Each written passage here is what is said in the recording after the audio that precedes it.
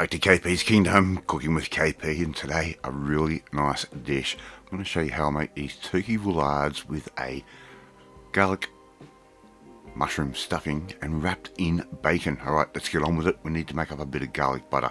Not a butter, around about 20 grams worth, equivalent of 2 cloves of garlic. You can use a garlic paste like I'm doing, or use whatever garlic you like. That goes in the microwave, about 30-40 seconds. Just let that melt down. Here I've got a turkey breast steak, very common now in our supermarkets. Just going to put that down on some baking paper, put another sheet of baking paper over the top, and just belt that out like you would do with your meat mallet, as though you were making a schnitzel. Don't go too thin. We want a little bit of structural integrity to the turkey breast steak. Okay, and I've got in total around about 3 of these steaks that I've purchased. So we're going to make up 3 little roulades. So just belt that out like I'm doing right there. Right, one more. I'll show you again. Nice slow-mo shot there. And again, we're just going to hit that with our meat mallet and flatten it out and make it nice and thin. It's going to make it nice and easy to roll and make our little roulade. Right, let's make our stuffing. I've got some bread. It's only a couple of days old, so it is still pretty fresh. I'm just going to tear that up into little chunks, put that in my little mini food processor, just like that. Some really good dosage of freshly ground black pepper, one really good flavour on the inside. And here I'm going to add the equivalent to around about a tablespoon and a half-ish of Dijon mustard. You can also use the mustard of your choice. A whole grain mustard, that would also work really nice in this one. I've got 1 medium-sized mushroom. I'm just going to roughly chop that up just to make it a bit easier on my food processor. Just put that straight in on top as well. Okay, so just put all the kiddies in the pool, all ready for their final demise. I'm just going to give that a bit of a blitz, just pulsing that through. I don't want it mush, I want a bit of integrity to it. Here's our melted garlic and butter mixture. Add that straight in, and that's going to carry the flavours all the way through and help all those breadcrumbs stick together on the inside of our roulade. Give that another quick pulse through, and now we're ready almost to assemble. Okay, should look a little bit like that. Right, here I've got some nice streaky bacon, and you want enough bacon to be able to go from one side to the other of your turkey breast steak that we've basically belted out and made it a little bit larger.